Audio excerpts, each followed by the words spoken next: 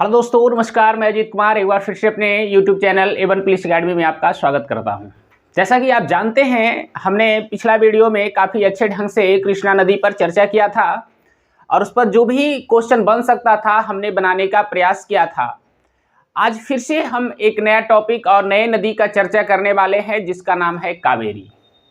कावेरी नदी बहुत महत्वपूर्ण है। जिस तरीका से कृष्णा, गोदावरी दक्षिण भारत की महत्वपूर्ण नदियां हैं, उसी तरीका से कावेरी नदी भी काफ़ी महत्वपूर्ण है।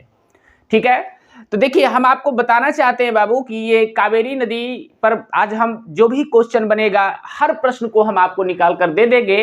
और कावेरी नदी से संबंधित जो भी प्रश्न आपसे यदि कहीं पूछा जाएगा तो उम्मीद है आपको इस वीडियो देखने के बाद क्वेश्चन नहीं छूटेगा। ठीक है, चलिए तो फिर से आज हम शुरुआत करते हैं एक नए टॉपिक और कावेरी के साथ। यदि आपने अभी तक इस चैनल को सब्सक्राइब नहीं किया तो प्लीज़ यार वीडियो शुरू करने से पहले आप सब्सक्राइब कर दीजिए, ताकि आगे चलकर जितना आप सब्सक्राइब लाइक कीजिएगा उतना ही ज़्यादा हमें मोटिवेशनल मिलेगा और आगे चल के और हम वीडियो बनाते रहेंगे। और हम पूरी गारंटी के साथ कहते हैं कि हम पूरा के पूरा ज्योग्राफी एकदम इसी तरीका से हम आपको पढ़ाते चलेंगे, कहीं कोई परेशानी होने नहीं देंगे। ठीक है, चलिए बस आपका सपोर्ट इतना ही चाहिए कि आप शेयर कीजिए और सब्सक्राइब कीजिए। यदि कोई गलती दिखता है तो कमेंट बॉक्स में कमेंट जरूर कीजिए। ठीक है, चलिए तो आइए शुरू करते हैं आज का महत्वपूर्ण टॉपिक। हेडलाइन बनाइएगा कावेरी नदी। ठीक है, देखिए मैं हेडलाइन बना देता हूं। कावेरी नदी बहुत महत्वपूर्ण है बाबू, दक्षिण भारत की एक महत्वपूर्ण नदियों में आती है कावेरी। ठीक है, हेडलाइन बना लीजिएगा कावेरी। आज हम इसी पर चर्चा करेंगे, कावेरी नदी पर। कावेरी नदी आप जानते हैं कि इसका भी हम मैप बनाएंगे। इसका मैप हर नदी से थोड़ी सी हटकर होता है। अब कहिएगा ऐसा क्यों? तो देखिए मैं बताना चाहता हूं क्योंकि हर नदी की तरह ये नदी नहीं बहती है। देखिए कैसे बहती है। सबसे पहले हम जानेंगे कावेरी नदी कहाँ से निकलती है। ठीक है, तो देखिए सबसे पहले आप एक पहाड़ी फिर बनाते हैं बाबू। इस पहाड़ी का नाम है ब्रह्मगिरी की पहाड़ी। मान के चलते ये हमारा क्या है, ब्रह्मगिरी की पहाड़ी है। ठीक है, मैं यहाँ पे लिख रहा हूं ब्रह्मगिरी की पहाड़ी, ब्रह्मगिरी की पहाड़ी। ठीक है, यहाँ पे देखिए तो इसी ब्रह्मगिरी की पहाड़ी से निकलती है कौन सी नदी, कावेरी नदी। तो दूसरा प्रश्न ये भी बनता है बाबू कि ब्रह्मगिरी की पहाड़ी है कहाँ। तो बउआ ये कहाँ है, कर्नाटक में। ब्रह्मगिरी की पहाड़ी कहाँ है, कर्नाटक में। फिर देखिए अगले प्रश्न की तरफ बढ़ते हैं। तो ब्रह्मगिरी की पहाड़ी कर्नाटक में है और यहीं से हमारा कौन सी नदी निकलती है, कावेरी नदी। फिर देखिए अब कावेरी नदी यहाँ से निकलती है, कुछ इस तरीका से बहती है, ध्यान दीजिएगा। ठीक है, यहाँ तक ये बही, फिर इसका दो मुहाना खुलता है कुछ इस तरीका से। फिर आगे चल के ये दो मुहाना आपस में मिल जाती है। ठीक है, फिर थोड़े से आगे बढ़ती है, फिर आगे चल के फिर ये दो मुहानों में बढ़ जाती है। अब फिर इसका दोनों मुहाना मिल जाती है। फिर यहाँ से आगे बढ़ती है, फिर एक छोटा सा बनता है इस तरीका से। ऐसे नहीं, इसको ऐसे बनाइए, ये दो मुहाना बनाई और फिर यहाँ से तब जा कर के आगे बढ़ती हुई ये बंगाल की खाड़ी में क्या होती है, गिर जाती है। माना कि ये क्या है, बंगाल की खाड़ी है।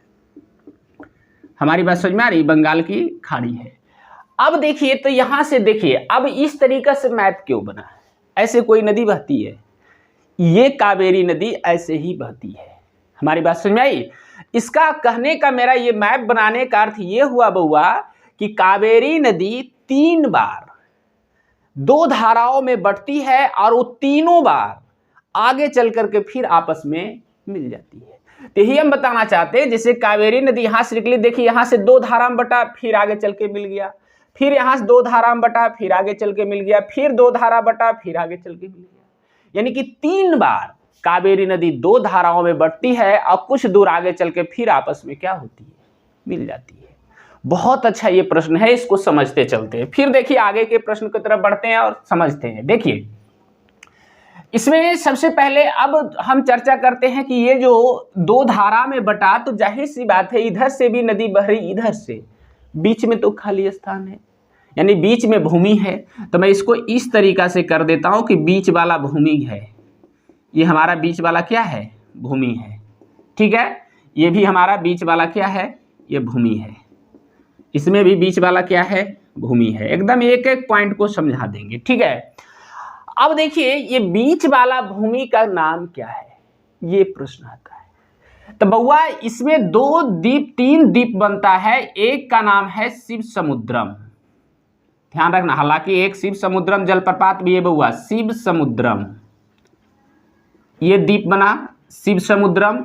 एक और बनता है, ये मान के चलते ये हमारा हो जाएगा श्रीरंगपट्टनम, श्रीरंगपट्टनम, ठीक है, ये हो गया। और ये हमारा द्वीप है बाबू श्रीरंगम, ध्यान रखिएगा, ये हमारा द्वीप कौन सा है, श्रीरंगम। अब देखिए प्रश्न निकलता है, तो कहने का अर्थ हुआ कि इसी कावेरी नदी से तीन द्वीप का निर्माण हुआ है। वो तीन द्वीप, एक है शिव समुद्रम, एक है श्रीरंगपट्टनम और एक है श्रीरंगम। हमारी बात समझ में आई? और ये तीनों द्वीप बना है किससे, कावेरी नदी से। क्यों? क्योंकि यही द्वीप से देखिए दोनों तरफ से कावेरी बहा, बीच में द्वीप बन गया, दोनों तरफ से कावेरी बहा, बीच में द्वीप बन गया, दोनों तरफ से कावेरी बहा, बीच में द्वीप बन गया। तो ये प्रश्न जानते हैं एक एक बार निकाल के पूछता है कि श्रीरंगपट्टनम का क्वेश्चन तो बहुत बार पूछा गया है। तो श्रीरंगपट्टनम द्वीप है जो किस नदी के द्वारा बना है या किससे बना है, तो यह एक नदी द्वीप है, न कि कोई सागर द्वीप है। हमारी बात समझ में आई? यह एक नदी द्वीप है, चाहे श्रीरंगपट्टनम पूछे, श्रीरंगम पूछे या शिव समुद्रम पूछे, ये सब नदी द्वीप है। और किस नदी के द्वारा बना हुआ है, कावेरी नदी। तो यहां तक आप अच्छे से समझ गए, ठीक है। अब आगे बढ़ते हैं। तो सबसे पहले इसकी अब हम सहायक नदियां देख लेते हैं, क्योंकि सहायक नदियां से भी क्वेश्चन बहुत सारा आता है। हमारी बात समझ में आई? तो देखिए यदि इस तरीका से बह रहा है तो ये और दाईं ओर हो जाएगा, इधर से बाईं ओर हो जाएगा। हमारी बात समझ में आ रही है? तो देखिए मैं यहां से निकालता हूं। सबसे पहले देखिए बहुत सारी इसमें नदियां मिलती है, जैसे हो गया अमरावती। हमारी बात समझ में? ये है अमरावती, ठीक है। और भी बहुत सारी है, जैसे नाम सुने होंगे सुवर्णावती, ये नदी मान के चलिए क्या है, सुवर्णावती, सुवर्णावती, ठीक है। फिर देखिए नदी आप नाम सुने होंगे तीर्था, या जिसको तीर्थ कहते हैं, ठीक है। फिर नाम सुने होंगे काबिनी, काबिनी, ध्यान रखिए काबिनी।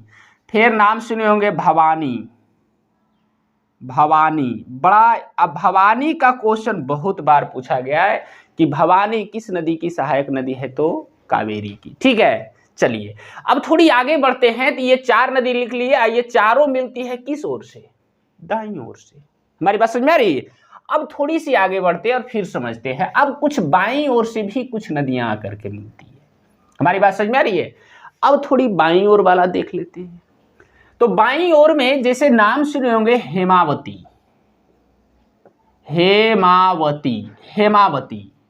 प्रश्न में तो बहुत बार पूछा गया है कि हेमावती किसकी सहायक नदी है, तो ये आपका हो जाएगा किससे, आपका कावेरी की। फिर देखिए इसमें और एक नदी मिलती है सिमसा, नाम सुने होंगे सिमसा, ठीक है। फिर और भी ऊपर से आकर के बाईं ओर से मिलती है अर्कावती, अर्कावती, ध्यान रखिए। तो ये सब जो नदियां हैं बउआ, ये सब कहता है कि कावेरी की सहायक नदी है, और ये सब बाईं ओर से मिलती है, और ये सारी नदियां किस ओर से मिलती है, दाईं ओर से। तो ये प्रश्न काफी इंपॉर्टेंट है और इसको आपको समझना है। इसमें एक और नदी का नाम आता है हरंगी, चलिए यहां पे डाल देते हैं हरंगी, याद रखिएगा। तो कई हो गया, देखिए 1 2 3 4 5 6 7 8 9, 8-9 नदी हो गया। ये सब के सब किसकी सहायक नदी है बउआ, कावेरी की। हमारी बात समझ में आ रही है? चलिए अब यहां से ये तो हमारा हो गया, द्वीप का निर्माण किया, ये हो गया। कहां से निकला, ब्रह्मगिरी की पहाड़ी से कर्नाटक में निकला और गिरा कहां जाकर के, बंगाल की खाड़ी में। हमारी बात समझ में आ रही है? अब इस पर थोड़ी और चर्चा करते। अब इससे जो मूल क्वेश्चन निकलता उस पर देखते हैं। ये तो हमारी सहायक नदियां हो गया, इस पर कुछ और क्वेश्चन निकालते हैं और लास्ट में हम चर्चा कर देंगे आपको इस पर बने हुए बांध वगैरह का, क्योंकि बांध से भी क्वेश्चन बहुत सारा आता है, ठीक है। देखिए अब आते हैं, प्रश्न आपसे पूछेगा कि इसकी कुल लंबाई कितनी है। ध्यान रखिएगा, कावेरी नदी की कुल लंबाई कितनी है। तो बउआ इसकी कुल लंबाई कोई खास ज्यादा नहीं है, 800 किलोमीटर है। इसकी लंबाई कितनी है, 800 किलोमीटर है, ठीक है। फिर इसी नदी को ध्यान रखिएगा, इसी नदी को दक्षिण की गंगा कहा जाता है। दक्षिणी गंगा मत बोलना बउआ, दक्षिण की गंगा कहा जाता है। या कहता है दक्षिण भारत की गंगा कहा जाता है। किस नदी को? कावेरी को। की लगा हुआ ध्यान जरूर रखिएगा, क्योंकि दक्षिणी गंगा पूछे तब गोदावरी हो जाएगा, दक्षिण की गंगा पूछे तब कावेरी हो जाएगा। इस पॉइंट पर आप बारीकी से ध्यान देकर देखिएगा। चलिए अब यहां से हो गया, फिर आगे देखिए, ये दक्षिण भारत का, ध्यान रखिएगा, ये दक्षिण भारत का एक अपवाद नदी है, भारत का एक अपवाद नदी है, ठीक है, अपवाद नदी इसको माना जाता है। अब यहां से प्रश्न क्या है कि इसको अपवाद नदी माना जाता है तो क्यों माना जाता है? कोई भी क्वेश्चन आपसे नहीं पूछ देगा कि अपवाद नदी क्यों माना जाता है, हम आपको बताना चाहते हैं बउआ, इसलिए इसको अपवाद नदी माना जाता है क्योंकि यही एक नदी है जो हिमालय से नहीं निकलती है। देख रहे हैं कहां से निकलती है? ब्रह्मगिरी की पहाड़ी कर्नाटक क्षेत्र से, हिमालय से नहीं निकलती है, फिर भी ये सालों भर बहती है। हमारी बात समझ आई? इसमें इसीलिए बउआ कि सालों भर जल का प्रवाह होता है, सालों भर जल मतलब जल बहता है, ये लिख सकते हैं, ठीक है। ये इसमें सालों भर जल बहता है, बाकी प्रायद्वीपीय भारत की नदी में सालों भर जल बहुत कम नदी में बहता है, ठीक है, इसीलिए इसको अपवाद नदी माना जाता है। अब लग रहा होगा कि ये वर्षा आधारित नदी है, और वर्षा आधारित नदी होते हुए भी इसमें सालों भर पानी कैसे बहता है? हमारी बात समझ में आ रही है? सबके मन में ये क्वेश्चन आएगा। आज इस क्वेश्चन पर भी हम चर्चा कर देंगे कि आखिर इसमें सालों भर पानी कैसे बहती है। देखिए अब यहां से पॉइंट निकालते, इसी पर चर्चा करते, क्यों सालों भर पानी बहता है, जिसके कारण इसको अपवाद नदी कहा जाता है, ठीक है। देखिए हम आपको बताना चाहते हैं कि देखिए आप समझ रहे हैं ये ब्रह्मगिरी की पहाड़ी ये कर्नाटक में है, और बंगाल की खाड़ी में जहां ये गिरता है बउआ, ये एरिया तमिलनाडु का है। हमारी बात समझ में आई? ये तमिलनाडु में कहता है, किसमें जाकर के गिरती है? बंगाल की खाड़ी में। तो इसका जो ऊपरी क्षेत्र है, कर्नाटक वाला क्षेत्र, ये कर्नाटक वाला आधी नदी को बउआ दक्षिणी पश्चिमी मानसून से जो वर्षा होती है उससे इसको जल मिल जाती है। याद रखिएगा, यानी इस नदी के ऊपरी क्षेत्र, यानी इधर वाला ऊपरी क्षेत्र को दक्षिणी पश्चिमी मानसून से जल मिलता है। ध्यान रखिएगा, ऊपरी क्षेत्र को, इस नदी के ऊपरी क्षेत्र को दक्षिणी पश्चिमी मानसून से जल मिलता है, दक्षिणी पश्चिमी मानसून से जल मिलता है। ध्यान रखिएगा, मानसून से जल मिलता है। चलिए तो देखिए ये हो गया। अब दक्षिणी पश्चिमी, तो ऐसे भारत में सबसे ज्यादा वर्षा होती है दक्षिणी पश्चिमी मानसून से। हमारी बात समझ आई? तो अब देखिए दक्षिणी पश्चिमी मानसून से इसके ऊपरी क्षेत्र में जल मिल गया, तो यानी कि कहने का अर्थ है, जैसे आप जान रहे हैं कि जून में 15 जून को मूल रूप से दक्षिणी पश्चिमी मानसून का भारत में एंट्री होती है। अब भारत में एंट्री होती है, यही फिर धीरे धीरे पूरे भारत में वर्षा बनती है। तो ये शुरू होती है जून से, जुलाई अगस्त सितंबर तक वर्षा होती है। हमारी बात समझ में आ रही है? तो उसी तरीका से तो देखो जून जुलाई अगस्त सितंबर तक वर्षा होगा, तो उससे नदी इधर देखो अक्टूबर नवंबर दिसंबर तक तो निश्चित तौर से बहते रह जाएगा। हमारी बात समझ आई? फिर ये दिसंबर में जब ठंडा के मौसम में आप सुने होंगे कि तमिलनाडु क्षेत्र में भी वर्षा होती है, और किसके कारण होती है? उत्तर पूर्वी मानसून से। याद रखिए, देखिए मैं यहां लिख रहा हूं, एकदम समझने का प्रयास कीजिए। तो ऊपरी क्षेत्र में दक्षिणी पश्चिमी मानसून से वर्षा जल इसमें मिल गया, और निचली क्षेत्र में, यानी कि जो तमिलनाडु वाला एरिया में है ना, निचली क्षेत्र में बउआ इसको उत्तर पूर्वी मानसून से इसको जल प्राप्त हो जाता है। उत्तर पूर्वी मानसून से जल प्राप्त होता है। तो जानबे करते हैं बउआ कि उत्तर पूर्वी मानसून से जो वर्षा होती है वो ठंडा के दिन में होती है और तमिलनाडु में होती है। तो बउआ दिसंबर तक तो ये देखो दक्षिणी पश्चिमी मानसून से ही पानी से भरा हुआ था। अब देखो फिर उत्तर पूर्वी मानसून से इस क्षेत्र में वर्षा हो गया, तो फिर इसमें पानी भर गया। फिर इसमें जब तक पानी मई तक सूखेगा, फिर दक्षिणी पश्चिमी जून में आकर के फिर पानी भर देगा। तो इसी कारण से, यानी कि इसका मूल कारण है कि ऊपरी क्षेत्र में दक्षिणी पश्चिमी मानसून से और निचली क्षेत्र में उत्तर पूर्वी मानसून से जल प्राप्त हो जाता है। इसी कारण से ये नदी सालों भर बहती रहती है। हमारी बात समझ आई? हिमालय से नहीं निकलने के बावजूद भी ये नदी सालों भर बहती है। क्यों बहती है? तो इसका जवाब यही होगा कि इसको ऊपरी क्षेत्र में दक्षिणी पश्चिमी मानसून से भी मतलब जल प्राप्त हो जाता है, और दक्षिणी क्षेत्र में उत्तरी पूर्वी मानसून से भी इसको जल प्राप्त हो जाता है। इसी कारण से ये सालों भर बहती है। हमारी बात समझ में आ रही है? चलिए अब थोड़ी आगे बढ़ते हैं, कुछ और क्वेश्चन पे चर्चा करते हैं। यहाँ मैं लिख दिया, इसकी लंबाई लिख दिया 800। दक्षिणी गंगा दरिया दक्षिण भारत के एक अपवाद नदी माना जाता है। क्यों माना जाता है? सालों भर पानी गिरता है, कारण क्या बता दिए, है ना। चलिए इसके बाद अब इसके कुछ प्रमुख बांध वगैरह का भी चर्चा आता है, जो कि काफी इंपॉर्टेंट है, ठीक है। लेकिन पहले इन सभी पॉइंट को नोट कर लीजिए, तब ने इस पर बांध फिर हम दर्शाएंगे, ठीक है। चलिए लिखिएगा, पॉइंट बनाइएगा। सबसे पहले हेडलाइन बनाइए, कावेरी नदी। लिखिएगा, कावेरी नदी का उद्गम स्थल, कावेरी नदी का उद्गम स्थल कर्नाटक में स्थित, कावेरी नदी का उद्गम स्थल कर्नाटक में स्थित ब्रह्मगिरी की पहाड़ी को माना जाता है। कर्नाटक में स्थित ब्रह्मगिरी की पहाड़ी को माना जाता है। ब्रह्मगिरी की पहाड़ी को माना जाता है। हो गया। इसमें देखिए क्वेश्चन आप पूछता है, इसका जिला कभी कभी हम पूछे हुए, तो जिला या तो लिखल रहेगा कोडागू या तो लिखल रहेगा कुर्ग। हमारी बात समझ में आई? नीचे लिखिएगा, ब्रह्मगिरी की पहाड़ी, ब्रह्मगिरी की पहाड़ी कर्नाटक के कोडागू, कोडागू, कोडागू या कुर्ग जिला में है। कर्नाटक के कोडागू या कुर्ग जिला में है। कोडागू या कुर्ग जिला में है। चलिए हो गया, बहुत अच्छा। लिखिएगा, अब लिखिएगा, कावेरी नदी की कुल लंबाई, कावेरी नदी की कुल लंबाई लगभग 800 किलोमीटर है। कावेरी नदी की कुल लंबाई लगभग 800 किलोमीटर है और यह नदी अपना मुहाना, और यह नदी अपना मुहाना तमिलनाडु, तमिलनाडु क्षेत्र में बंगाल की खाड़ी में बनाती है। यह नदी अपना मुहाना तमिलनाडु क्षेत्र में बंगाल की खाड़ी में बनाती है। बंगाल की खाड़ी में बनाती है। हो गया।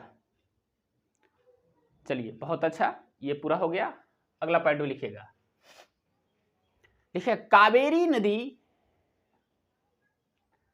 कावेरी नदी 3 बार, कावेरी नदी 3 बार 2 धाराओं में बंटती है। कावेरी नदी 3 बार 2 धाराओं में बंटती है, 2 धाराओं में बंटती है और आगे चलकर आपस में मिल जाती है। 2 धाराओं में बंटती है और आगे चलकर आपस में मिल जाती है। आगे चलकर आपस में मिल जाती है। हो गया। चलिए बहुत अच्छा, लिखिएगा, लिखिएगा, कावेरी नदी के, कावेरी नदी के इन्हीं 2 धाराओं, कावेरी नदी के इन्हीं 2 धाराओं में बंटने से, कावेरी नदी के इन्हीं 2 धाराओं में बंटने से शिव समुद्रम, शिव समुद्रम, श्रीरंगपट्टनम, शिव समुद्रम, श्रीरंगपट्टनम तथा श्रीरंगम द्वीप का निर्माण होता है। श्रीरंगपट्टनम तथा श्रीरंगम द्वीप का निर्माण होता है। श्रीरंगम द्वीप का निर्माण होता है। चलिए हो गया, बहुत अच्छा। अब अगला पॉइंट लिखिएगा, लिखिएगा, कावेरी नदी, कावेरी नदी में बाएं तट से, कावेरी नदी में बाएं तट से मिलने वाली, कावेरी नदी में बाएं तट से मिलने वाली कुछ प्रमुख सहायक नदियां निम्नलिखित हैं। कुछ प्रमुख सहायक नदियां निम्नलिखित हैं। हो गया, निम्नलिखित हैं, नीचे लिखिएगा हेमावती, निम्नलिखित है, नीचे लिखिएगा हेमावती, फिर कॉमा दीजिए, लिखिए सिमसा, फिर लिखिए अर्कावती, हरंगी इत्यादि है। हो गया। फिर अगला पॉइंट लिखिएगा, देखिए कावेरी नदी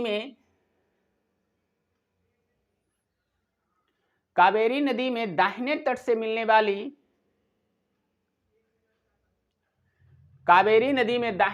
मिलने वाली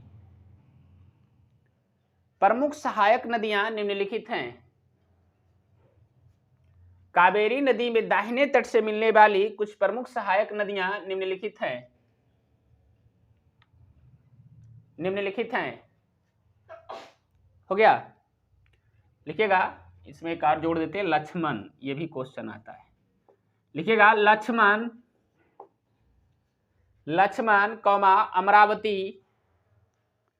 अमरावती, फिर कौमा सुवर्णावती, फिर कौमा तीर्थ, फिर कौमा काबिनी तथा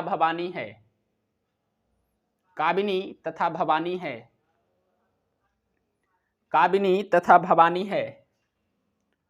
हो गया।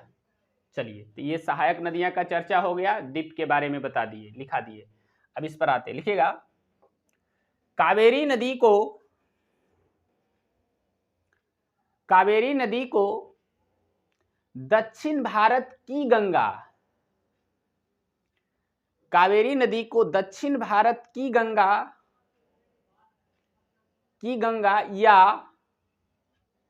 या दक्षिण की गंगा कहा जाता है। दक्षिण भारत की गंगा या दक्षिण की गंगा कहा जाता है, या दक्षिण की गंगा कहा जाता है। हो गया। अगला पॉइंट भी लिखिएगा, कावेरी नदी को दक्षिण भारत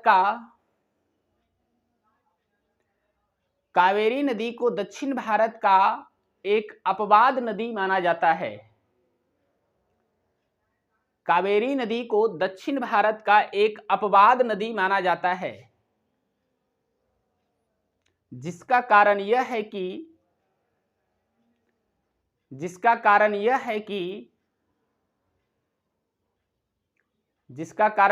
कि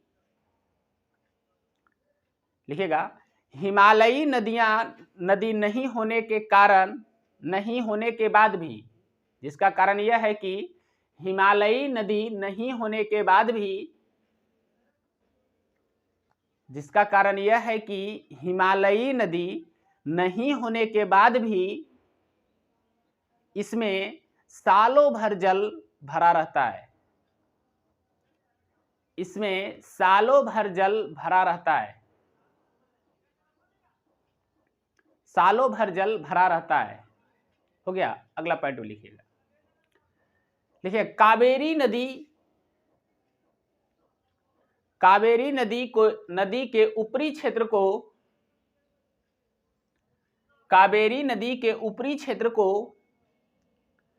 दक्षिणी पश्चिमी मानसून से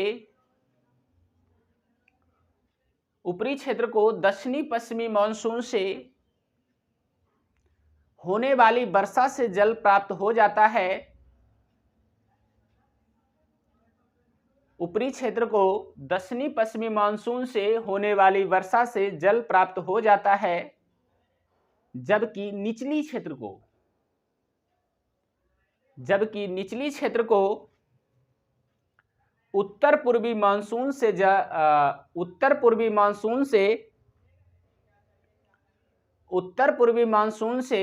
होने वाले वर्षा से जल प्राप्त होता है। निचली क्षेत्र को उत्तर पूर्वी मानसून से होने वाले वर्षा से जल प्राप्त होता है, इसी कारण से जल प्राप्त होता है, इसी कारण से इसमें सालों भर जल भरा रहता है, इसी कारण से इसमें सालों भर जल भरा रहता है। चलिए, तो ये पॉइंट उम्मीद है सटीक हो गया होगा कि सालों भर जल क्यों भरा रहता है। तो इसका ऊपरी क्षेत्र में दक्षिणी पश्चिमी मानसून की वर्षा से पानी प्राप्त होता है और निचली क्षेत्र में उत्तर पूर्वी मानसून से पानी प्राप्त हो जाता है। ठीक है, चलिए, तो बहुत अच्छा, ये पॉइंट हम सारा नोट करवा दिए। अब इसको मिटा देते हैं और इस पर जो बांध बना हुआ है उस पर थोड़ी सी चर्चा कर लेते हैं, बहुत इंपॉर्टेंट है। ठीक है, चलिए, तो इसको हम मिटा देते हैं, नदी रहने देते हैं। और बाबू, कावेरी नदी को जितना अच्छे ढंग से आप पढ़ लीजिए, नोट्स बना लीजिए, वही आपके लिए बहुत बेहतर होगा, क्योंकि कावेरी नदी से क्वेश्चन बहुत सारा पूछा जाता है और एक एक प्रश्न इसका इम्पोर्टेंट है, क्योंकि दक्षिण भारत के महत्वपूर्ण नदियों में कावेरी का भी नाम आता है। चलिए, हो गया। अब मैं इसको मिटा देता हूँ। चलिए, दीप को भी मिटा देता हूँ, आपको लिखा चुके हैं ये सब। अब देखिए, इस पर थोड़ी चर्चा और कर लेते हैं। जैसे 2-4 गो और इसमें प्रश्न इंपोर्टेंट है जो पूछा जाता है। देखिए, एक प्रश्न आपसे पूछेगा कि बउआ, इसी में आप जानते हैं कर्नाटक क्षेत्र में, कर्नाटक से ही निकलती है, कर्नाटक के मैसूर के समीप, ध्यान रखिएगा, मान के चलिए यहाँ पे होगा, कर्नाटक के मैसूर के समीप एक बांध बनाया गया है जिसका नाम है क्रस बांध। ध्यान रखिएगा, क्रस बांध। ठीक है, ऐसे नहीं लिखल रहेगा तो लिखल रहेगा KRS, क्रस बांध। हमारी बात समझ में आई। अब KRS, इसी बांध से एक जलाशय का निर्माण भी हुआ है। ध्यान रखिएगा, इस जलाशय को कहा जाता है कृष्ण राज सागर जलाशय या कृष्ण राज सागर कहा जाता है। ध्यान रखिए, तो कुछ नहीं बउआ, अरे यही ने कृष्ण राज सागर हुआ। समझ में आ रहा है? इसको हम अपने हिंदी में लिखते थे, यही क्रस लिखा था। तो यही क्रस बांध, यही कृष्ण राज सागर बांध से ही कृष्ण राज सागर जलाशय का निर्माण हुआ है। और ये कहाँ है? मैसूर में, मैसूर में है। और नदी पूछेगा किस नदी पर है, तो कावेरी नदी से कृष्ण राज सागर जलाशय का निर्माण हुआ है। कहाँ? मैसूर में या कर्नाटक में। हमारी बात समझ में आई? या पूछ दे क्रस बांध कहाँ है, तो क्रस बांध मैसूर में है। किस नदी पर है, तो आपका हो जाएगा किस पर? कावेरी नदी पर। फिर आते हैं तमिलनाडु क्षेत्र में, यहाँ पे भी बहुत इंपॉर्टेंट एक बांध है।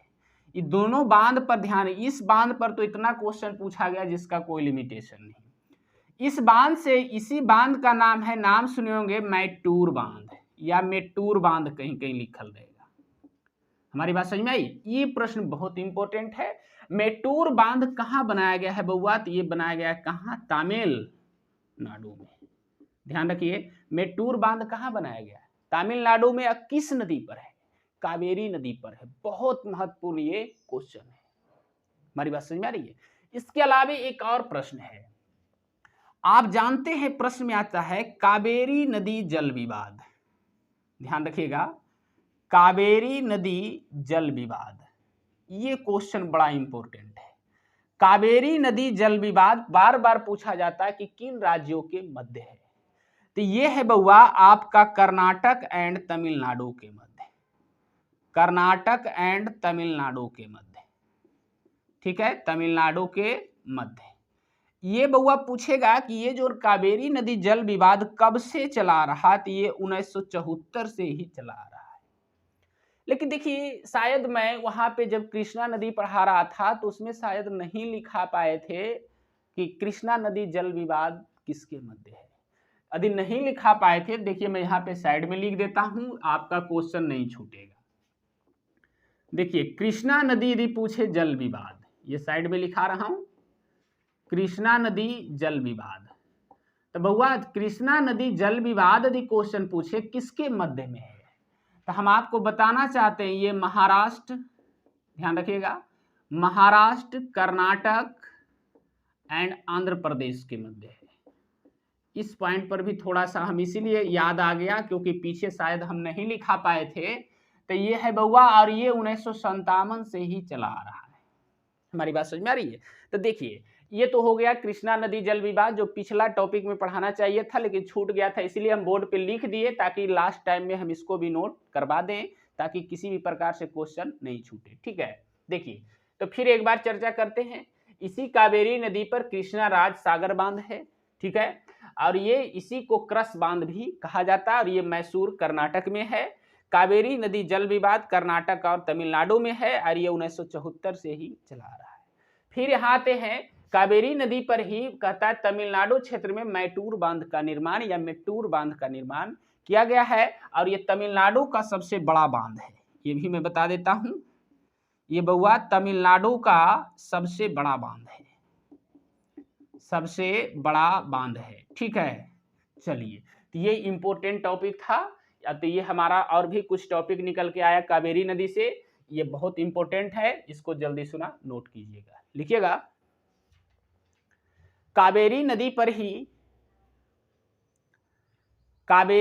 ही मैसूर क्षेत्र में, कावेरी नदी पर ही मैसूर क्षेत्र में क्रस बांध ब्रैकेट में लिखिए KRS, क्रस बांध का निर्माण किया गया है, क्रस बांध का निर्माण किया गया है। ठीक है,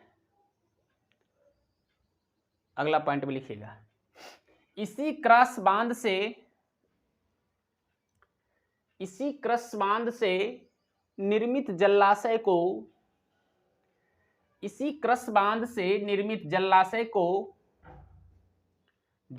को कृष्णराज सागर जलाशय कहा जाता है, जलाशय को कृष्णराज सागर जलाशय कहा जाता है, कृष्णराज सागर जलाशय कहा जाता है।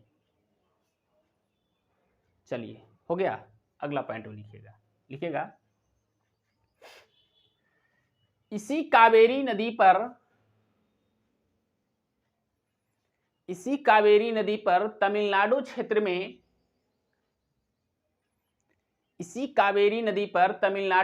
में मैटूर बांध का निर्माण किया गया है। इसी कावेरी नदी पर तमिलनाडु क्षेत्र में मैटूर बांध का निर्माण किया गया है, मैटूर बांध का निर्माण किया गया है, जो तमिलनाडु का सबसे बड़ा बांध है, जो तमिलनाडु का सबसे बड़ा बांध है, तमिलनाडु का सबसे बड़ा बांध है। चलिए हो गया, अगला पॉइंट में लिखिएगा, कावेरी नदी जल विवाद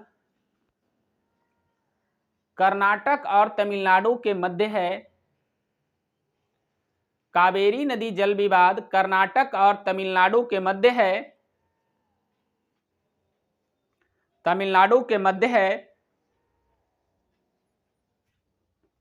कर्नाटक और तमिलनाडु के मध्य है, जो 1974 से चला आ रहा है, जो 1974 से चला आ रहा है। चलिए हो गया, ये वाला या तो आपके पास कृष्णा नदी टॉपिक पर पीछे स्पेस है तो वहां लिखिए, नहीं तो नीचे नोट बनाकर लिख लीजिए, नोट में बनाकर भी आप लिख सकते हैं, और यदि जगह है तो कृष्णा नदी जहां बनाए उसके नीचे लिख लीजिएगा। लिखिएगा, कृष्णा नदी जल विवाद महाराष्ट्र, कर्नाटक, कृष्णा नदी जल विवाद महाराष्ट्र, कर्नाटक और आंध्र प्रदेश के मध्य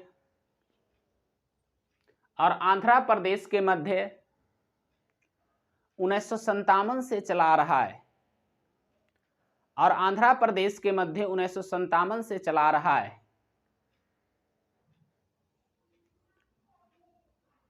हो गया, चलिए बहुत अच्छा। तो ये आज हमारा टॉपिक था किससे संबंधित, कावेरी नदी से, और कावेरी नदी से बहुत सारा प्रश्न पूछा जाता है। यदि इस टॉपिक को आप ठीक ढंग से पढ़ लीजिएगा और यदि आप अच्छे ढंग से नोट्स बना लीजिएगा और कोशिश कीजिए यदि मैप बना लेते हैं तो और अच्छी बात है। हमारी बात समझ में आई? तो इसीलिए आज के टॉपिक इम्पोर्टेंट था। आज बहुत अच्छे ढंग से हमने इसे समझाने का प्रयास किया, तो उम्मीद करते हैं आपको समझ में आ गया होगा। यदि हमारा वीडियो अच्छा लग रहा है तो चैनल को सब्सक्राइब कीजिए और दोस्तों के साथ शेयर जरूर कीजिए। तो मिलते हैं फिर नेक्स्ट वीडियो में, तब तक के लिए धन्यवाद।